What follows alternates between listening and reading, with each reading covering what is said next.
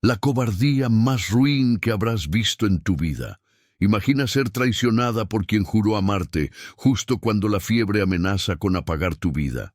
Él, su marido, simplemente se dio a la fuga, dejándola sola en el lecho de la enfermedad, y cometió la traición letal de llevarse hasta la última moneda destinada al tratamiento.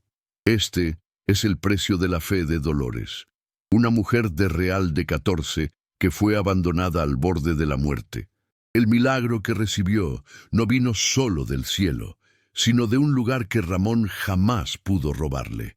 Aguanta la respiración, porque esta historia tiene el poder de redefinir lo que piensas sobre la esperanza y la redención humana. La tierra anaranjada de Real de 14 nunca miente. Se aferra a las cosas, revelando lo que es sólido y lo que se desmorona. Así era Dolores, o simplemente Lola, en su casa al límite del antiguo pueblo minero en San Luis Potosí. Sus días eran una rutina silenciosa, marcada por el aroma a café de olla y el sonido rítmico de su aguja perforando la tela. Sus manos, antaño capaces de tejer servilletas de una belleza casi mística, ahora reposaban sobre la manta raída, pesadas por la fiebre que consumía su cuerpo. Ella era la dignidad encarnada, incluso en su sufrimiento, pero el abandono la dejó con una herida que ninguna medicina podía curar, la vergüenza del rechazo y el dolor de la traición. La fuerza que la mantenía era tenue, como la llama de un cirio en el viento frío del desierto, luchando por no ser apagada por la melancolía. La casita de adobe era pequeña y fría, pero siempre había sido su refugio, un altar sencillo para la vida humilde que compartía con Ramón. Sin embargo, ese refugio se había transformado en una húmeda celda de desesperación. Revivía con cada ataque de tos seca el momento en que Ramón, su esposo de 20 años, tomó el pequeño bolso de cuero, el mismo que guardaba los ahorros de una vida dedicada, y la miró con un vacío que dolía más que la enfermedad. «No sirvo para cuidar enfermos», había murmurado él, las palabras más frías que el sereno de la noche, una frase que resonó como la sentencia final de toda una vida dedicada. Su acto no fue solo irse, sino robarle la oportunidad de ser tratada, dejándola a su suerte, un acto de crueldad que gritaba contra el silencio del desierto. Lola ya no lloraba por Ramón, las lágrimas se habían secado, sustituidas por una indignación silenciosa que le daba una pequeña dosis de fuerza. Su conflicto no era solo contra la enfermedad que la debilitaba, sino contra la sensación insidiosa de haberse convertido en una carga, un mueble inútil en el gran teatro del mundo. Se sentía como las minas abandonadas del pueblo, llenas de historia y valor, pero condenadas al silencio y la oscuridad. El polvo que entraba por la rendija de la puerta parecía mofarse de su fragilidad, recordándole la indiferente inmensidad del desierto de Wirikuta que la rodeaba. La injusticia de su abandono era un peso casi físico sobre su pecho, un fardo de dolor y de honor herido. Su mirada se fijaba en una pequeña imagen de la Virgen de Guadalupe, colocada en una repisa improvisada en la pared, iluminada por un pequeño cirio. La santa la miraba con esa quietud de quien ya ha visto todo el sufrimiento del mundo y, aún así, no ha perdido la serenidad. Lola rezaba, sí, pero sus oraciones eran más preguntas que peticiones. ¿Dónde está el milagro, madrecita? ¿Dónde está la fuerza para perdonar esta ofensa? O mejor dicho, la fuerza para levantarme. No pedía la cura instantánea, sino una señal de que su vida aún valía la pena, que el orgullo de ser Lola no se había ido junto con los ahorros y la dignidad robada por su marido. La fe era su último bastión contra la oscuridad. Antes de continuar, quiero saber de dónde nos acompañas. Escribe aquí en los comentarios el nombre de tu ciudad o país y aprovecha para suscribirte al canal. Tu presencia es la fuerza que nos mueve a contar historias como la de Lola. En aquel poblado donde el tiempo lo dictaba la luz del sol y no las manecillas del reloj, la vida de Lola se había detenido. La vecindad, siempre discreta y respetuosa del dolor ajeno, sentía el vacío dejado por Ramón, el hombre que osó profanar la sacralidad del matrimonio y la enfermedad. El aroma a pan dulce fresco que el panadero don Ricardo solía traer por la mañana ya no llegaba, y la puerta permanecía cerrada, sellándola en su propia melancolía. La fiebre subía y bajaba como las mareas, dejándola confusa entre lo real y el sueño, donde Ramón la abrazaba y la abandonaba en la misma escena, un constante tormento mental que le impedía encontrar la paz. Era un conflicto silencioso, vivido en el aislamiento más cruel, la lucha de una mujer contra la desesperación y la incredulidad en sí misma. Lola sentía que la propia Real de 14, con sus calles empedradas y aires de fantasma, espejeaba su interior. Un lugar que tuvo mucha vida y riqueza, ahora cubierto por un polvo que ocultaba, pero no borraba, la gloria pasada. El abandono de Ramón era el catalizador, pero la verdadera enfermedad era la duda de que ella podría levantarse sola, sin un hombre o un puñado de monedas para darle valor. Necesitaba un milagro, pero sobre todo necesitaba convencerse de que era digna de recibirlo y capaz de crearlo con sus propias manos. En este punto de fragilidad máxima, Lola aferró el pequeño medallón del Santo Niño de Atocha, el santo patrono de los mineros y los prisioneros, aquel que lleva agua y comida a los más necesitados, un símbolo de protección para los desamparados. Apretó el objeto en la mano, sintiendo el metal frío contra la piel caliente. Este gesto no era de quien se rinde, sino de quien intenta agarrarse a un último hilo de esperanza antes de caer en el pozo de la resignación. La luz del sol que entraba por la ventana era tenue, pero era un recordatorio constante de que el día seguía, aunque su mundo se hubiera derrumbado. ¿A poco existe fuerza en el desierto? ¿Y quién tendrá la valentía de tender la mano donde la traición clavó la navaja? La respuesta estaba por llegar, viniendo de donde menos lo esperaba. En el punto álgido de la fiebre, cuando el tiempo se distorsionaba y la realidad parecía un tejido rasgado, Lola sintió el peso de la soledad oprimirle la garganta. Estaba rendida, con la piel húmeda por el sudor y los labios resecos, un cuerpo que parecía haber desistido de luchar contra la enfermedad y la humillación. Fue en ese silencio denso, que parecía tragarse todos los sonidos de Real de 14, que escuchó un ruido inesperado, un arrastrar de pasos lentos y firmes en el polvo del exterior. Lola intentó mover la cabeza, pero la debilidad era abrumadora, y pensó que sería solo el viento jugando con la puerta mal cerrada que Ramón había dejado en su fuga ignoble, una última señal de su descuido. El sonido se repitió, esta vez más cerca, seguido por un golpe suave, casi un toque de reverencia en la madera. Lola intentó responder, pero su voz no pasó de un susurro ronco e inaudible. El corazón, que antes latía a un ritmo frenético de fiebre y miedo, ahora dudaba, alimentado por la incertidumbre. ¿Sería Ramón, arrepentido, volviendo a buscar el perdón? ¿O sería la propia soledad vestida de mensajero, viniendo a recordarle su condición miserable? La puerta, sin embargo, se abrió lentamente, rechinando en protesta, y la luz tenue de la tarde reveló la silueta de una mujer. Era doña Elena, la curandera más anciana del poblado, una figura envuelta en rebozos oscuros y con el rostro tallado por la sabiduría del desierto, cuyas manos eran conocidas por curar heridas de la carne y del alma con la misma serenidad.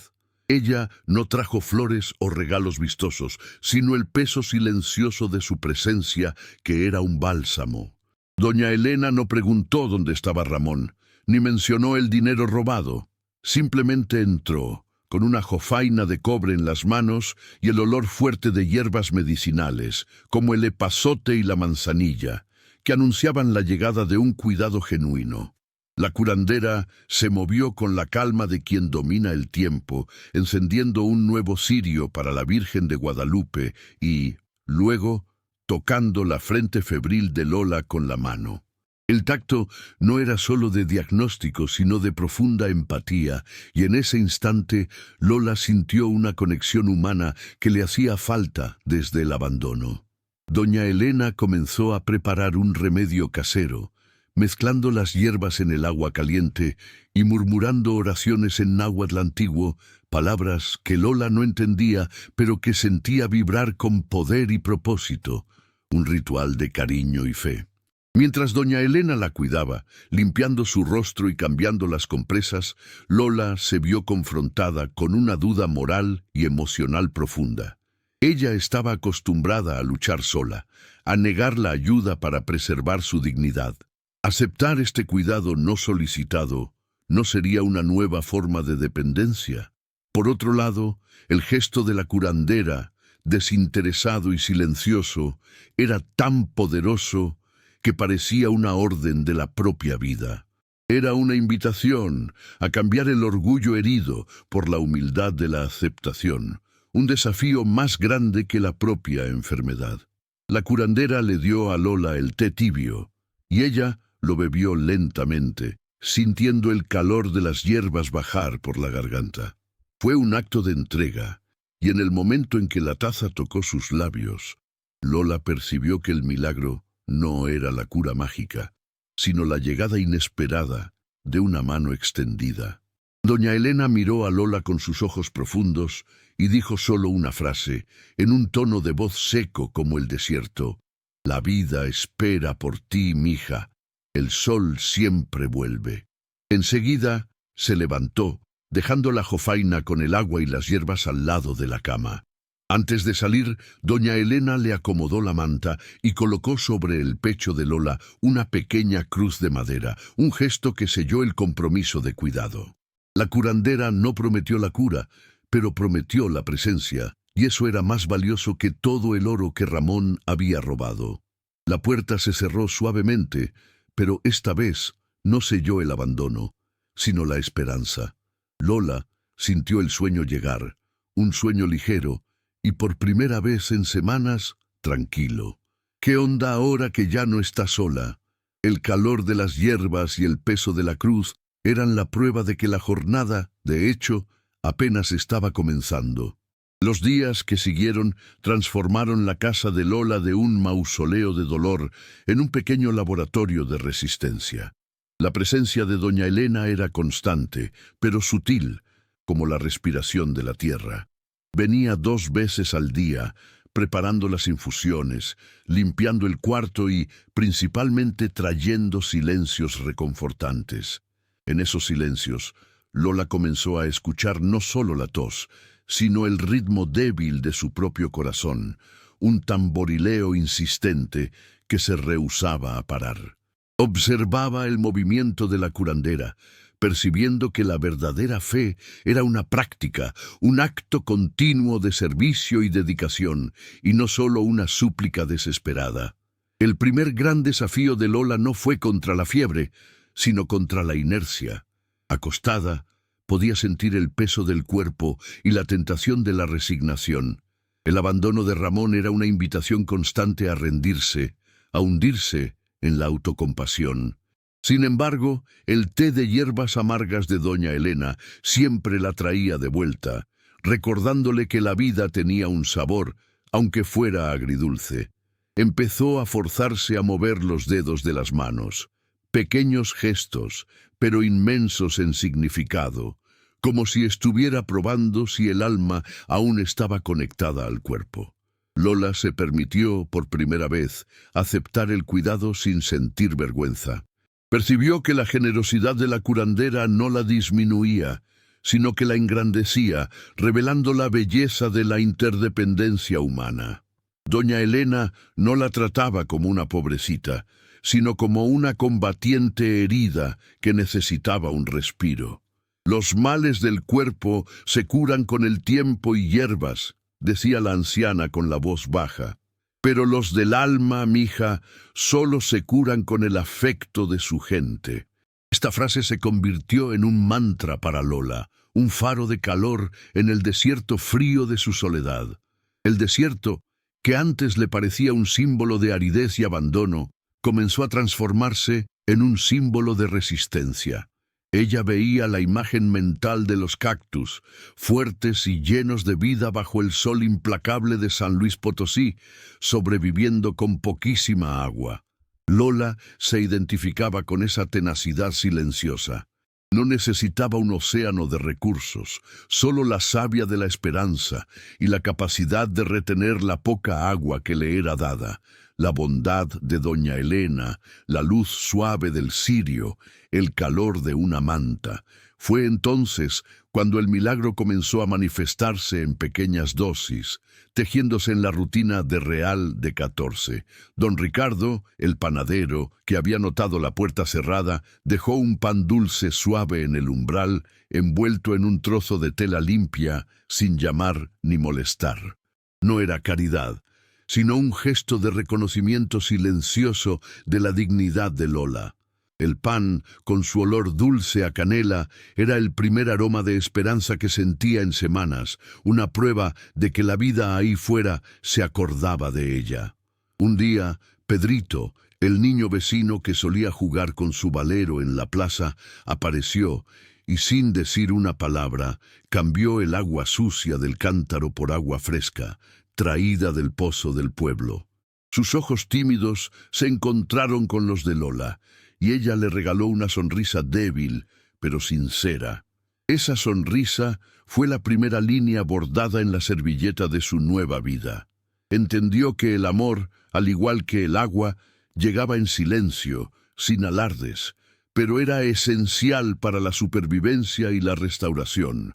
Si crees que todo pasa por algo, cuéntanos en los comentarios. Tu historia puede ser la fuerza que alguien necesita. El conflicto de Lola empezó a cambiar. Dejó de preguntarse por qué Ramón había hecho aquello y pasó a enfocarse en cómo sobreviviría. La rabia de la traición se transformó en un motor silencioso. No quería solo curarse, quería levantarse, no para demostrarle nada a Ramón, sino para probarse a sí misma que su valor no dependía de la presencia o la riqueza de un hombre. La humillación se convertía en dignidad, punto por punto, como en sus bordados. Los actos de bondad de la vecindad continuaron. La esposa del herrero le dejó un caldo caliente. El viejo padre Ignacio rezó una misa rápida en el umbral de la puerta, las palabras latinas y españolas mezclándose con el aroma de las hierbas.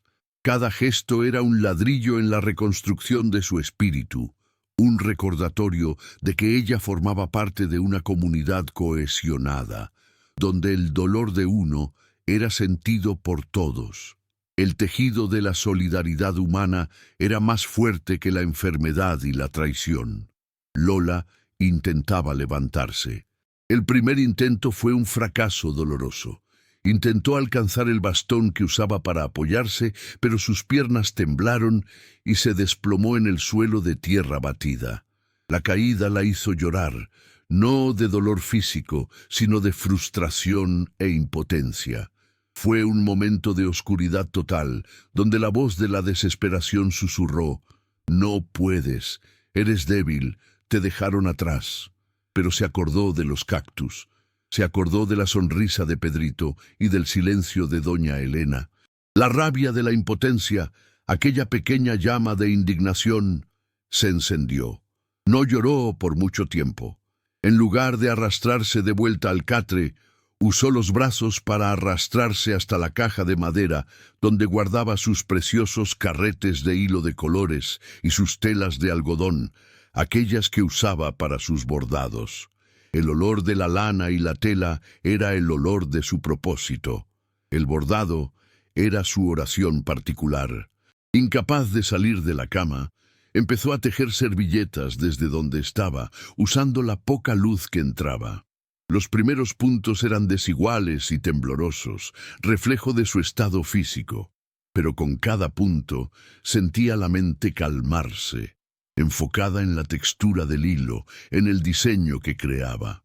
Era un acto de meditación y resistencia, un desafío a la enfermedad que intentaba robarle la coordinación y su talento. Las servilletas que creaba eran diferentes de las anteriores. Si antes eran flores y pájaros, ahora surgían patrones más geométricos, inspirados en las montañas y las espinas de los cactus, con colores fuertes, el rojo del sol y el azul profundo de la noche del desierto. Cada bordado era una pequeña lección. La belleza nace incluso en la aridez. Estaba literalmente tejiendo su resiliencia, rehaciendo la trama de su vida, punto por punto. Doña Elena observó el trabajo de Lola en silencio por varios días. No la elogió ni la criticó, solo se aseguró de que Lola tuviera suficientes hilos y agujas. Este apoyo silencioso y práctico era la verdadera manifestación del milagro humano. No la cura mágica, sino las herramientas y el espacio para la autosuperación. Lola no estaba siendo curada por milagro divino, sino por milagro de voluntad. Órale. El cuerpo, sin embargo, aún clamaba por descanso. Hubo un día en que la fiebre regresó más fuerte y tuvo que parar el bordado. Fue un día de profunda introspección, donde la sombra de Ramón y su traición casi la aplastaron nuevamente. Cerró los ojos y se concentró en el medallón del Santo Niño de Atocha que la curandera había puesto en sus manos. El calor de su propio cuerpo parecía transferirse al metal frío, un intercambio de energías. Lola se acordó de una tradición antigua de Real de 14, donde los mineros, al encontrar una veta de plata, daban gracias a la tierra. Ella no había encontrado plata, pero había encontrado una veta de fuerza interior inexplorada. La enfermedad era la prueba, y la traición era el catalizador. Necesitaba honrar esa fuerza. La lección era clara. La herida no era el fin. Era la abertura para la nueva vida que estaba siendo bordada. Las pruebas diarias eran pequeñas victorias. Conseguir beber el vaso de agua sin ayuda. Sentarse en el borde de la cama por 5 minutos. Dar 3 pasos hacia la ventana para sentir el aire fresco. Cada paso era un acto de fe, un desafío abierto al abandono de Ramón. No estaba solo curándose, estaba reconquistándose, pieza por pieza, punto por punto. La fuerza nacida de la rabia y la indignación se metamorfoseó en enfoque y gratitud. La gratitud por la mano de doña Elena, por el pan de don Ricardo, por el agua de Pedrito. Comprendió que el mayor castigo para Ramón no sería su miseria, sino su felicidad y su reestructuración, probando que ella era un ser completo y valioso, incluso sin él y sin el dinero. Esa era la verdadera redención personal. Empezó a planear mentalmente su regreso. El bordado se estaba acumulando, sus servilletas coloridas, llenas de vida e historia, parecían más radiantes que nunca. El antiguo deseo de recuperar el orgullo se transformó en un nuevo propósito, transformar el dolor en arte, la humillación en sustento. Necesitaba ir al mercado, enfrentar al pueblo y mostrar a todos que Lola había vuelto. El tejido en sus manos era el mapa de su jornada. Los hilos entrelazados representaban la comunidad, los nudos, las dificultades, el patrón final, la resiliencia. Estaba lista para la prueba final, aquella que exigiría no solo fuerza física, sino la valentía de exponerse, de mostrar la cicatriz de la traición, pero también la belleza de su cura interior. El escenario para el clímax estaba montado. Llegó el día. No fue un día de sol ardiente, sino de un cielo pálido, con la luz suave de una mañana vacilante sobre las montañas de Real de 14. Lola despertó con la quietud de quien ha tomado una decisión irreversible. La fiebre había cedido, pero el cuerpo aún estaba débil y adolorido. Doña Elena la miró, sin decir nada, pero sus ojos profundos expresaban una expectativa serena. Lola, por su parte, no pidió ayuda. Solo señaló la pila de servilletas bordadas que se acumulaban en la caja, colores vibrantes en contraste con el ambiente austero. La escena de mayor tensión no fue una lucha física, sino un gesto de inmensa voluntad. Lola se sentó en el borde del catre, sintiendo el peso del cuerpo como plomo, e intentó levantarse por segunda vez. Usó el bastón de madera que doña Elena había dejado. Respiró hondo e impulsó las piernas. El suelo de tierra batida parecía temblar bajo sus pies inciertos. El miedo a caer, el miedo al dolor, el miedo al fracaso, todo se mezclaba en un torbellino, pero la imagen de Ramón y su abandono, su cobardía, le dio un último y decisivo impulso. Sus músculos protestaron, gritaron por la falta de uso, pero ella se mantuvo en pie. Fueron solo segundos, pero parecieron una eternidad. El silencio de la casa era llenado solo por el sonido áspero de su propia respiración. Fue en ese instante, mientras sentía el vértigo y la debilidad, que Lola experimentó la revelación. El milagro no era la ausencia de dolor, sino la presencia de la fuerza que había dudado poseer. No necesitaba poderes sobrenaturales, necesitaba solo su propia determinación. Lola dio un paso, luego otro, tambaleándose como un niño aprendiendo a caminar en dirección a la puerta. La luz débil que entraba por la rendija era un imán. No estaba solo caminando, estaba rasgando el velo de la resignación que Ramón y la enfermedad habían tejido a su alrededor. Este gesto, simple y sufrido, representaba la superación total del conflicto interno. Ya no era una víctima abandonada, sino una mujer que eligió levantarse. La curandera, observando todo en silencio en la esquina de la sala, solo asintió con la cabeza, una sonrisa casi imperceptible surgiendo en sus labios.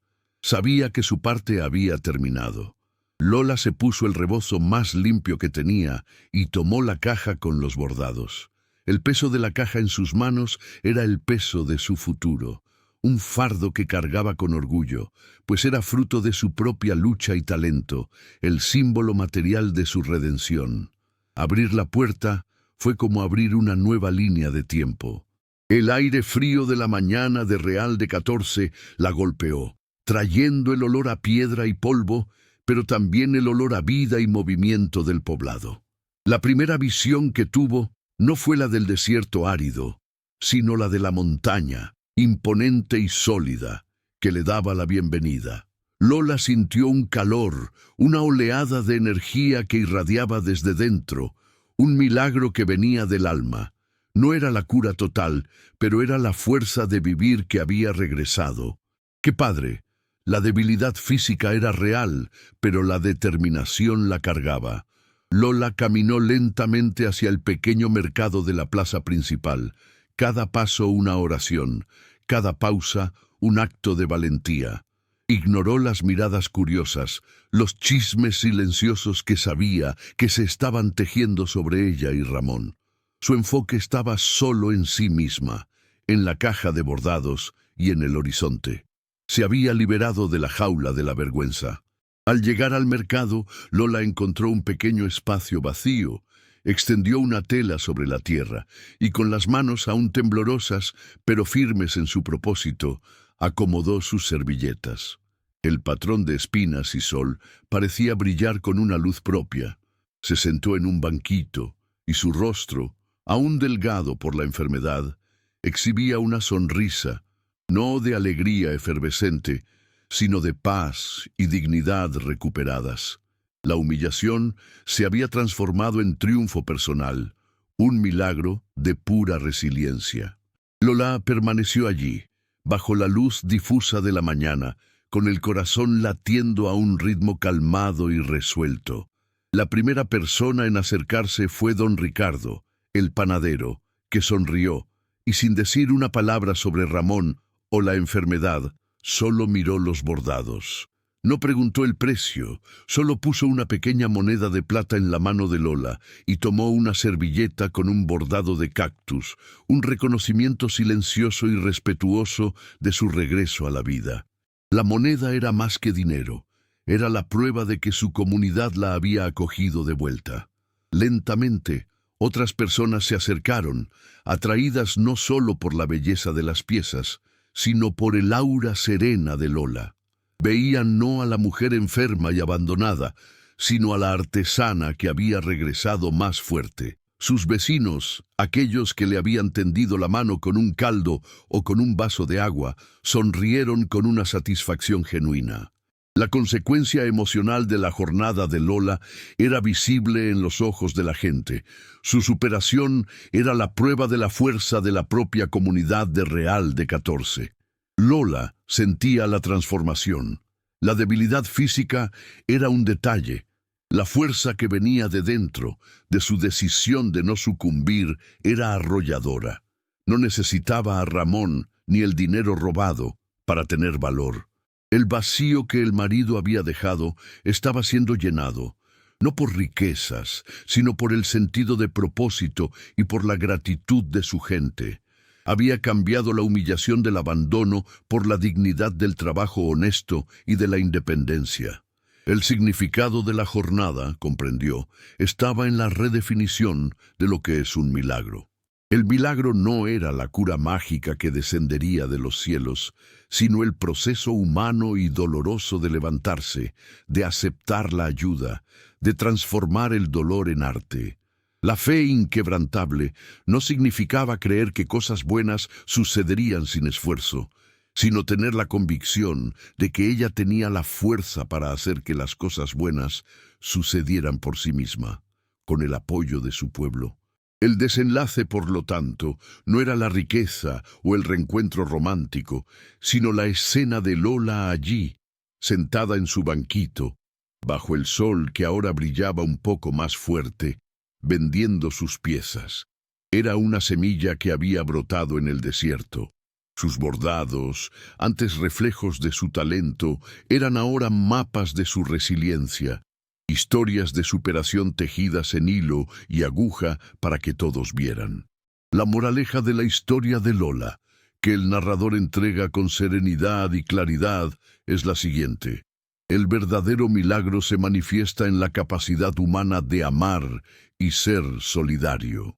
Cuando el mundo te da la espalda y la traición te golpea en el punto más débil, la redención está en la mano que se extiende sin pedir nada a cambio y en tu propia valentía de aceptar esa mano y levantarte. No esperes por un milagro, sé tu propio milagro y el milagro en la vida de alguien. Al final del día, Lola contó las pocas monedas que había ganado y el valor allí era incalculable. Ya no era más rica, pero estaba completa. Sonrió, una sonrisa de paz y dignidad.